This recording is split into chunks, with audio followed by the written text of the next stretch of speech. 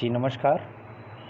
आज का जो क्वेश्चन है हमारा, हम उसके दूसरे पार्ट को लेकर के आए हैं। परीक्षा में पूछे गए प्रश्न का ये दूसरा पार्ट है, जिसमें कि तकरीबन 25 क्वेश्चंस होंगे। और इसमें जो प्रश्न हैं उन प्रश्नों पे थोड़ा हम ध्यान देंगे। सबसे पहला प्रश्न है, मतलब जो 26 क्वेश्चन नंबर 25 तक हमने देखा था। 26 चूँकि समय के अभाव के कारण मैं वीडियो अपलोड नहीं कर पा रहा हूँ, इसके लिए क्षम्य हूँ। तो देखिएगा, क्वेश्चन नंबर 26 है, वैदिक प्रबंध का अर्थ क्या है।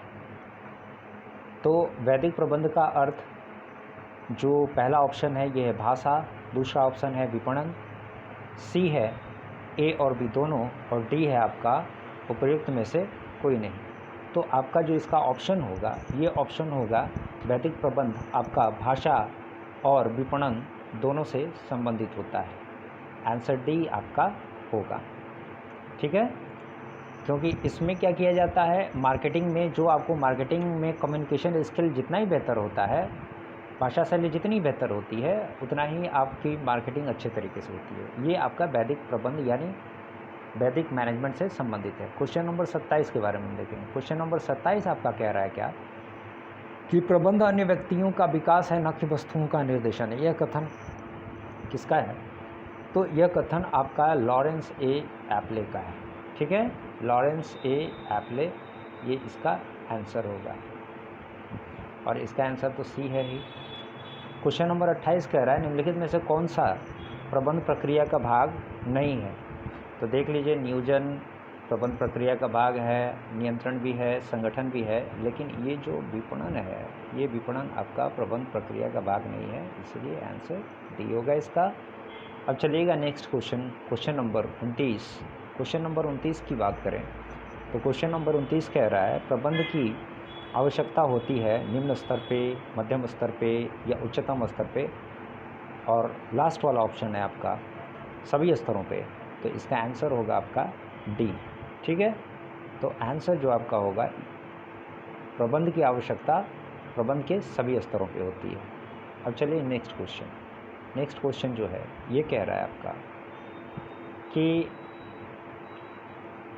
नेक्स्ट क्वेश्चन में आपका हेनरी फेयोल के अनुसार प्रबंध प्रक्रिया के प्राथमिक कार्य कितने हैं। तो हेनरी फेयोल के अनुसार, यानी क्वेश्चन नंबर आपका कौन सा है, क्वेश्चन नंबर 30। क्वेश्चन नंबर 30 का होगा, प्रबंध प्रक्रिया के अनुसार प्रबंध के जो प्राथमिक कार्य हैं, ये प्राथमिक कार्य हैं 4, ठीक है। तो इसका बी होना चाहिए। तो ये आपका इसका होगा बी। निम्नलिखित में से कौन सा कथन असंगत है।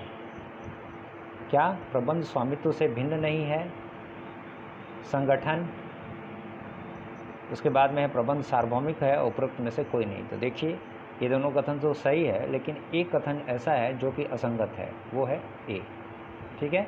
इसका ऑप्शन आपका होगा ए। दूसरा जो है, ये तीसरा क्वेश्चन 32 का है, कि प्रबंध दूसरे व्यक्तियों से कार्य संपन्न कराना है, ये कथन किसका है। तो इसमें जब आप आएंगे 32, क्वेश्चन नंबर 32, प्रबंध दूसरे से, क्वेश्चन नंबर 32 है, ये देख लीजिएगा, इधर कटा हुआ है, तो ये यही है क्वेश्चन नंबर 32। प्रबंध दूसरों व्यक्तियों से कार्य कराना है, यह कथन किसका है। तो 32 का जो ऑप्शन होगा ये होगा आपका डी, यानी कि उपरोक्त में से कोई नहीं। इसको कहा है मैरी पार्कर फॉलेट ने, ठीक है। मैरी पार्कर फॉलेट का ये कथन है, इसीलिए उपरोक्त में से कोई नहीं होगा, क्योंकि ना F.W. टेलर का है ये, ना जोसेफ एल मैसी का है, और ना ही पीटरसन तथा ब्लाउमैन का है। ये है आपका किसका कथन, मैरी पार्कर और फॉलेट का। अब चलते हैं नेक्स्ट क्वेश्चन की तरफ। क्वेश्चन नंबर 33 क्या कह रहा है, प्रबंध क्या है, कला और विज्ञान है। प्रबंध कला भी है, विज्ञान भी है। तो प्रबंध जो है आपका कला और विज्ञान दोनों है, ये आप लोग जानते हैं। क्वेश्चन नंबर सी इसका आंसर होगा। अब नेक्स्ट है आपका, प्रबंध का आशय निर्णयन से है, यह कथन किसका है। तो आप जानते हैं ये रॉस मुरे का कथन है। 34 का ए होना चाहिए, रॉस मुरे का ये कथन है, इसीलिए आंसर आपका ए होगा। क्वेश्चन 35 थियो हेमन के अनुसार प्रबंध की अवधारणाएं हैं, कितनी हैं प्रबंध की अवधारणाएं 35 का। तो प्रबंध की अवधारणाएं थियो हेमन के अनुसार 35 का ए है, 4 है। ठीक है, इसका होगा ए। नेक्स्ट क्वेश्चन 36 प्रबंध उत्पादन प्रबंध का कौन सा क्षेत्र है? तो सबसे महत्वपूर्ण क्षेत्र है ये। ठीक है, तो इसका होगा ए।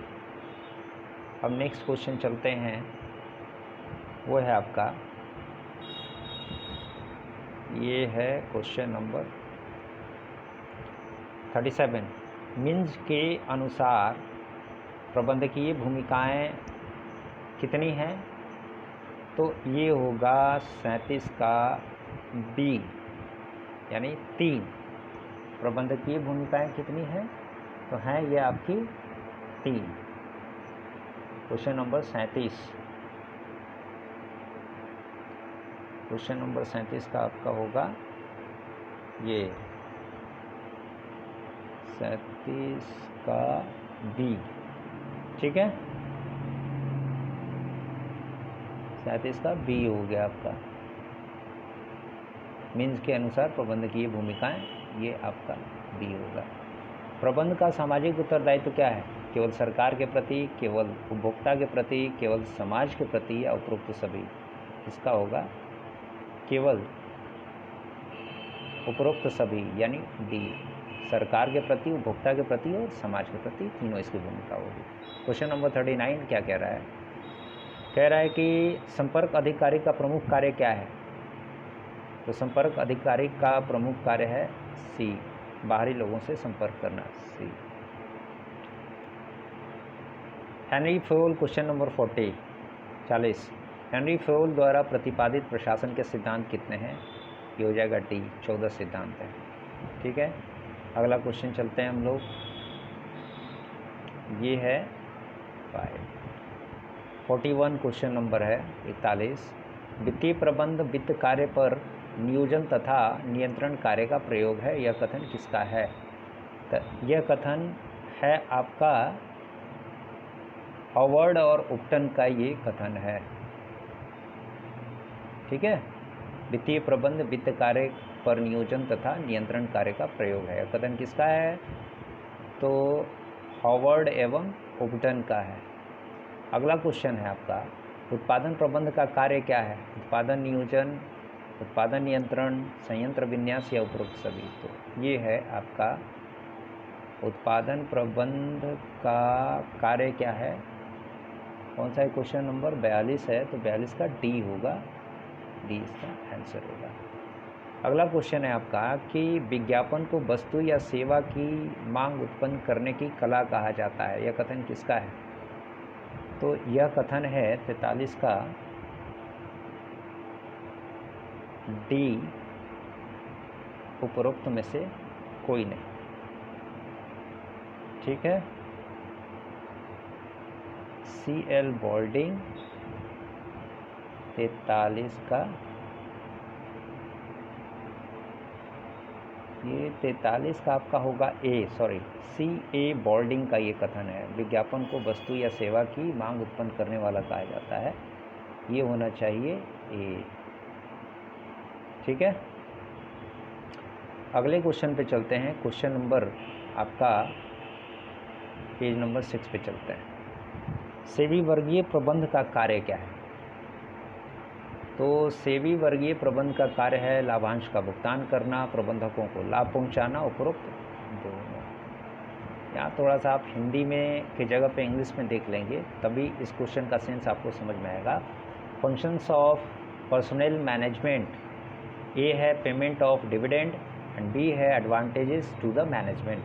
ये दोनों, डिविडेंड भी पेमेंट करता है कर्मचारियों को, और साथ ही साथ लाभांश का भुगतान भी करता है ये, और साथ ही साथ मैनेजमेंट को लाभ भी देता है। तो इसीलिए इसका आंसर जो होगा सी होगा। हेनरी फ्योल का जन्म हुआ था कहाँ? 45, तो 45 का होगा सी, फ्रांस में। हेनरी फ्योल का जन्म हुआ था? सी। F.W. टेलर की पुस्तक वैज्ञानिक प्रबंध के सिद्धांत किस वर्ष प्रकाशित हुए थे? तो 1911 में। इसका आंसर होगा ए। वैज्ञानिक प्रबंध के जनक किसे कहा जाता है? F.W. टेलर को कहा जाता है। इसका होगा डी। अगला क्वेश्चन हम लोग चलते हैं पेज नंबर 7 की तरफ। ये है क्वेश्चन नंबर 48। वैज्ञानिक प्रबंध में कितने प्रेरकों का प्रावधान है? तो दोनों प्रकार के प्रेरकों का प्रावधान है। इसका सी हो जाएगा, मौद्रिक और गैर मौद्रिक प्रेरक। एल्टन मेयो का जन्म स्थान कहाँ है? तो एल्टन मेयो का 49 यानी 49 का ऑस्ट्रेलिया है एल्टन मेयो का जन्म स्थान। ठीक है, सी 49। फिर 50 व्यवहारवादी दृष्टिकोण क्या है? तो समाजशास्त्र दृष्टिकोण, मानव विज्ञान दृष्टिकोण और मनोविज्ञान दृष्टिकोण, ये तीनों आपके इसके आंसर होंगे, यानी डी। इसका आंसर क्या हो जाएगा? आपका डी हो जाएगा। नियोजन क्या होता है? नियोजन आपका जो है ये दीर्घकालीन, मध्यकालीन, अल्पकालीन, ये तीनों होता है।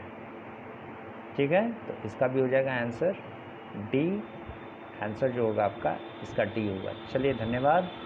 अब अगले वीडियो में शेष प्रश्नों के उत्तर देखेंगे। तब तक के लिए शेयर करें, सब्सक्राइब करें।